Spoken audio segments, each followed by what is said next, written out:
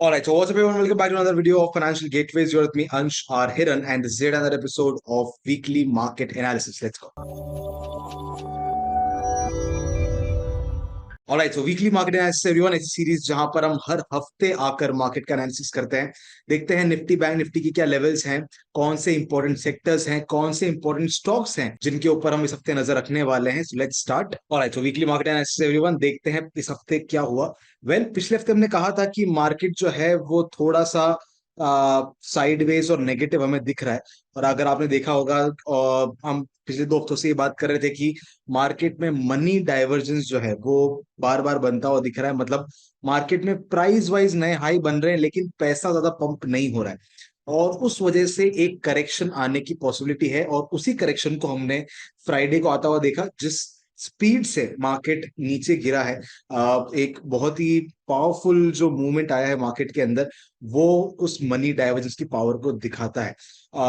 अगर overall performance आप देखेंगे तो निफ्टी में 0.25%, बैंक निफ्टी के अंदर 1.5% और मिड कैप के अंदर 0.67% की हमें परफॉर्मेंस देखने मिली है।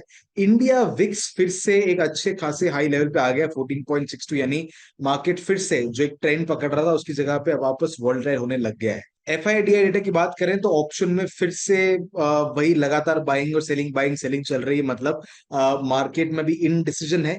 इन डिसीजन के साथ साथ लोग क्विक प्रॉफिट्स भी बुक कर रहे हैं, क्विक प्रॉफिट्स के साथ साथ क्विक पोजीशंस भी बना रहे हैं। वहीं अगर फ्यूचर्स की बात करें तो पहले जहां में दिख रहा था, क्योंकि मार्केट में थोड़ा बहुत तो स्ट्रेंथ आई है, चाहे स्टॉक स्पेसिफिक हो या थोड़ी बहुत पैसा पंप हो रहा है। अचानक से आप देखेंगे कि फ्राइडे को इतना सारा पैसा मार्केट से वापस निकला भी है। तो अभी तक हमें ये दिखाई दे रहा है कि मार्केट में जैसे ही ऊपर मार्केट जाता है, सेल ऑन राइज वाली पोजीशंस वापस बन जाती है।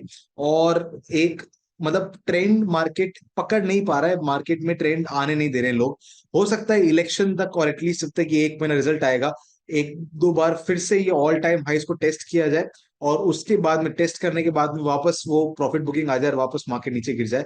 तो सेल ऑन राइज की स्ट्रैटेजी जो है ये सबसे ज्यादा सुटेबल रहेगी करंट मार्केट सिचुएशन को देखते हुए। अगर आप सेक्टर वाइज परफॉर्मेंस की बात करें तो फिन निफ्टी के अंदर अच्छा मूवमेंट आया है।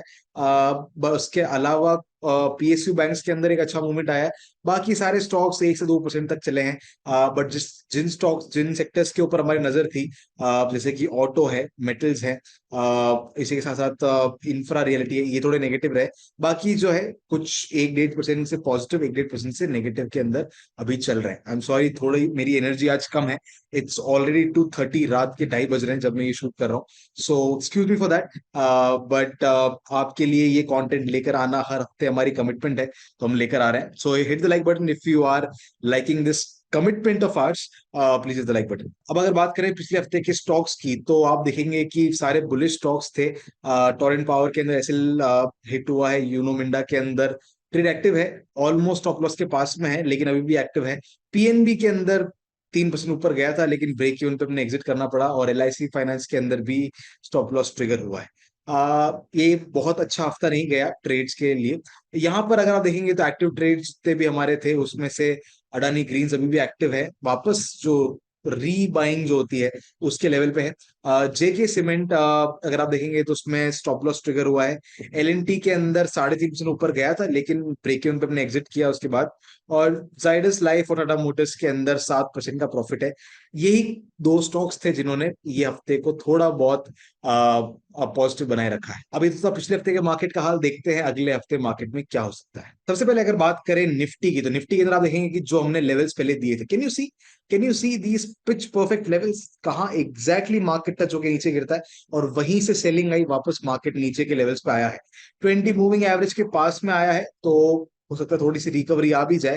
तो अगला हफ्ता थोड़ा पॉजिटिव हमें दिख रहा है। लेकिन एक चीज और है कि इतनी बड़ी सेलिंग आई है, पैनिक सेलिंग एक तरह से आई है।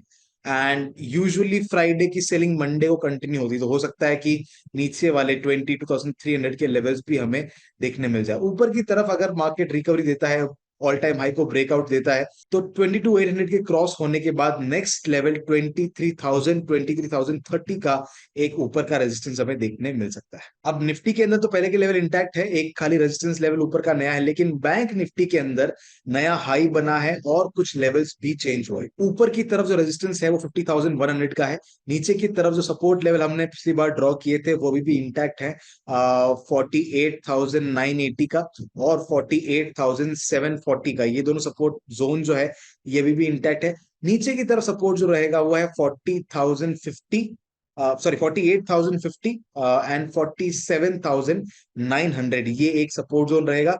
उसके नीचे जो सपोर्ट है दैट इज 47,240, और बाकी ये जो ट्रेंड लाइन नीचे बनकर आ रही है वो एक स्ट्रॉन्ग सपोर्ट जोन रहेगा। इतना नीचे तो नहीं गिरना चाहिए बट फिर भी।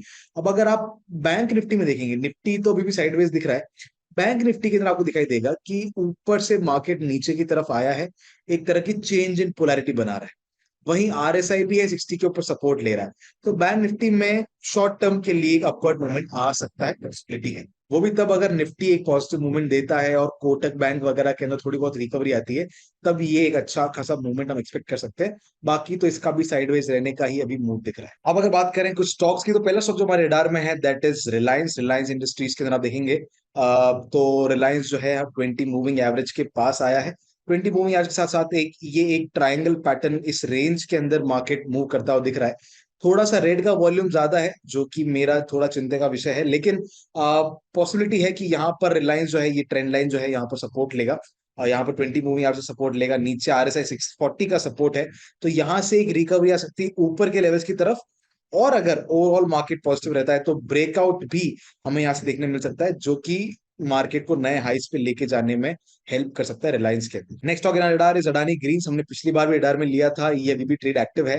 तो आपने देखा होगा कि हमने 20 मूविंग एवरेज के सपोर्ट के ऊपर और साथ ही साथ यहाँ पर 23% रिट्रेसमेंट के ऊपर इसको बाय करने का प्लान किया था, और यहाँ से रिकवरी दिखी तो हमने यहाँ पर बाय भी किया है। अब जो हुआ है ये इसी ट्रेंड लाइन के ऊपर सपोर्ट लेने वापस आया, इसको रिटेस्ट करने के लिए वापस आया, एक तरह का डबल बॉटम बना रहा है।